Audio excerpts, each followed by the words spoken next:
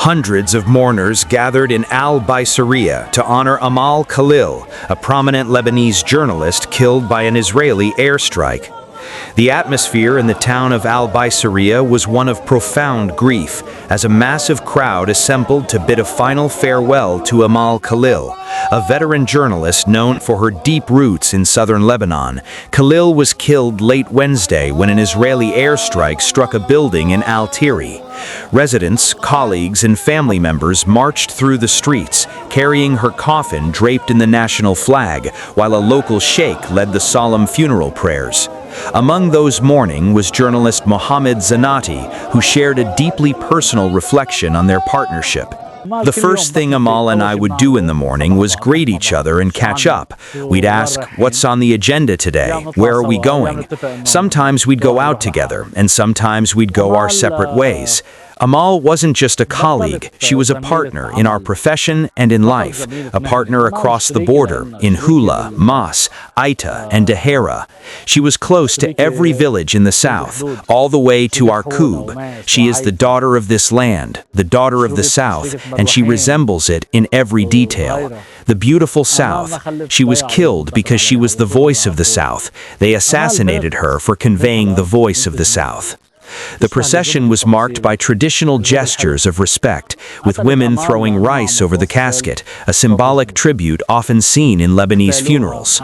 Mourners held high portraits of the late journalist, their faces etched with a mix of sorrow and defiance. Chants of "O Dahia, we are with you until death" echoed through the crowd, reflecting the political and emotional gravity of the loss.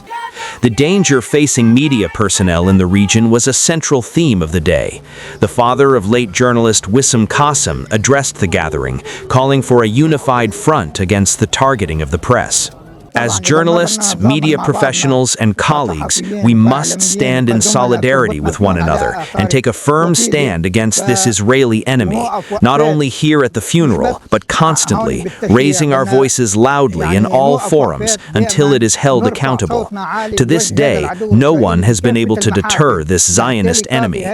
The crowd responded with chants of "We will never be humiliated" as they moved toward the burial site.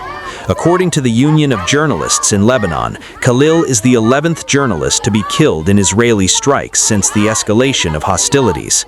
The Lebanese government has condemned these actions as a deliberate attempt to suppress the reality of the situation on the ground. Hussein Shaban, another colleague, highlighted Khalil's unique role in supporting the broader media community. Today, it is very important that we express our gratitude and appreciation to Amal, the martyr. The role of our field correspondent in the South, Amal Khalil, went far beyond journalism. She played a much larger behind-the-scenes role through her connections and collaboration with all the journalists heading to the South. She was renowned for her professional generosity, never withholding information, stories, contacts, or leads on any topic. She was the kind of person who was always on the ground. Despite her long and distinguished experience in this field of coverage, she remained humble and generous. As the final rites were performed at her grave, the tragedy served as a stark reminder of the fragility of the current peace. Despite a 10-day ceasefire brokered by the United States on April 16th, the region remains volatile. While the Israeli military claims it targeted vehicles used by Hezbollah, the death of Amal Khalil has sparked international calls for the protection of journalists and a renewed focus on the human cost of the ongoing conflict.